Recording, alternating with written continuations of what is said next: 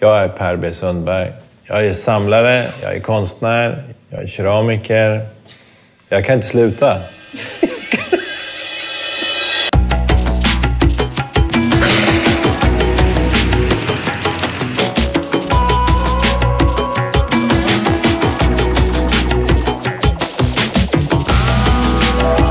När man går utanför reglerna, det är då det blir roligt.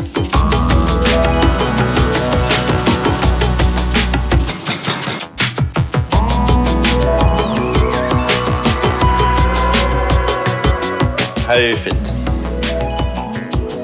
Fast fult.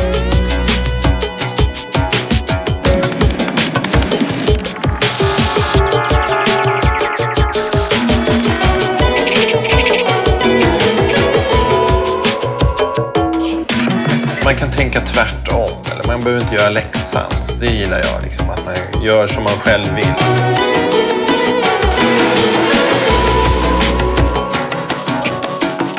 Jag upplever mig inte själv som en rebell, det kan man inte göra.